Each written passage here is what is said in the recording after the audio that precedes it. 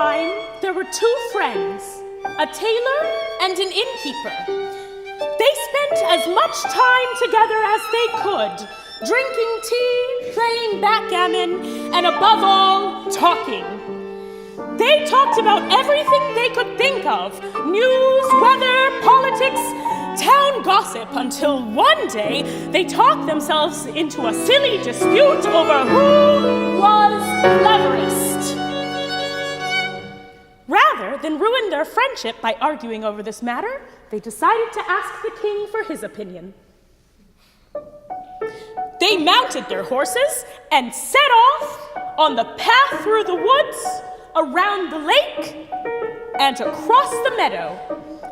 It was a clear, sunny day. In the distance, they could see the palace shimmering. As they approached the palace, the king's trumpeters heralded their arrival.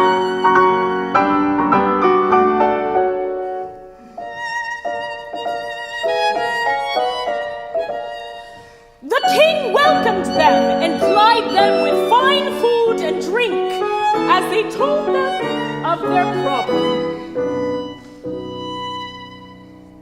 "I know what to do," said the king. "I will give you 3 riddles, 3 ancient riddles with as many answers as there are people in the world. By your answers, I'll know who is cleverest. What is the fastest thing in the world? What is the fattest? And what is the sweetest?" I know, cried the tailor. "My horse is surely the fastest. Did you see how quickly I got here?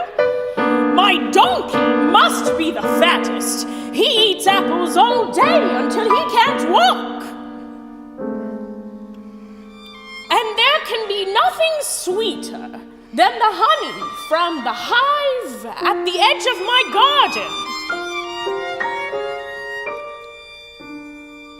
These were good answers. The innkeeper knew they'd be hard to beat. He asked for a day to think and headed towards home, turning the questions over and over in his mind. Usually he felt himself to be pretty smart, but the answers to these questions eluded him. The more he thought about them, the less he felt he could answer them. His thoughts became a tangled, jumbled mess, and by the time he arrived at home, he was grumpy and agitated.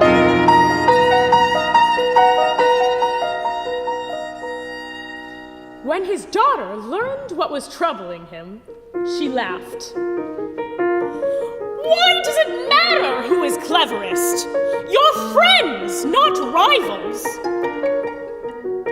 But if you really want to impress the king, you can bring him these answers. The fastest thing in the world is surely thought. For in the blink of an eye, you can find yourself anywhere your imagination will take you.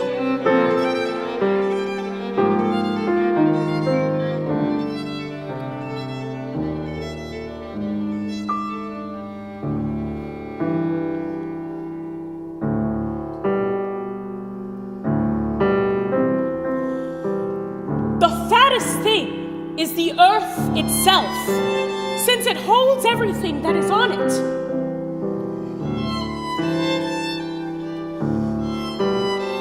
And the sweetest thing must be sleep, for nothing feels better than to lay your head down at the end of a long day's work. The innkeeper was delighted with these answers. He put on his shoes and ran as fast as he could to the palace. He arrived out of breath and panting, but was able to blurt out his answers to the king.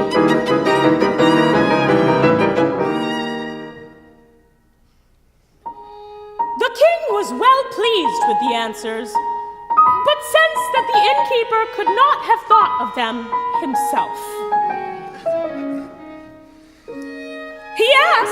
and learned that it was not the innkeeper, but his daughter who had come up with them.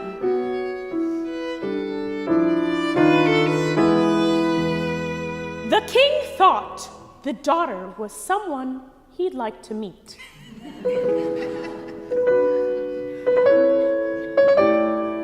He wanted to be sure.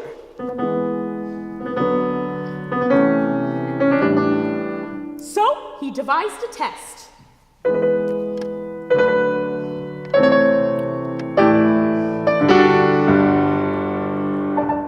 He handed the innkeeper a dozen fresh-laid eggs. Tell your daughter to hatch these eggs for me. Bring them to me tomorrow.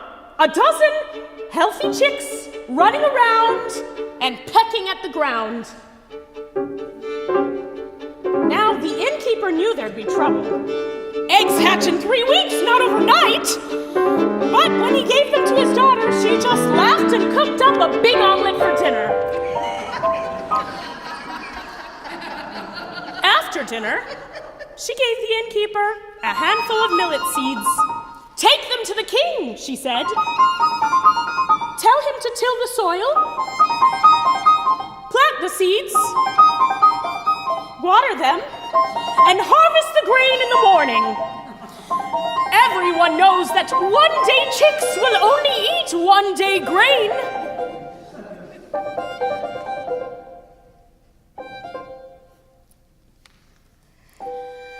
The king had a good laugh when he heard the daughter's response. Now, he knew she was someone he'd like to meet.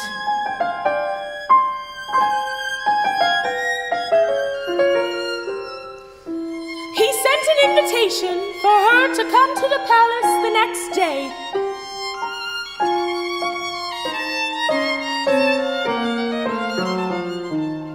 She was to come neither walking nor riding,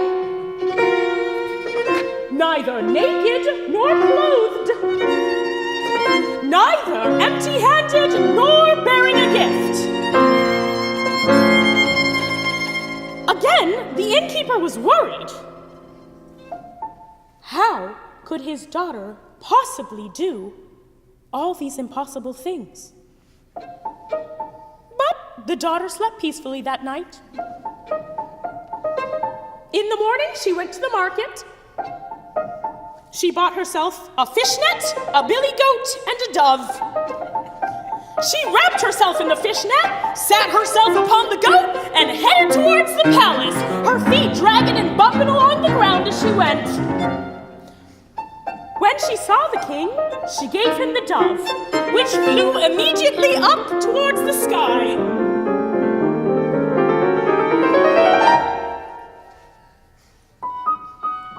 The king was so amazed with the daughter's solution to his request that he invited her to move to the palace and help him rule over the land. She accepted, and there was much merrymaking. The pair became renowned for their kindness and wisdom. People from all over the country came to them for advice.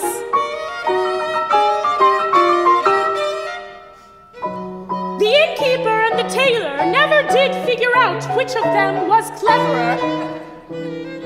But that is of no matter.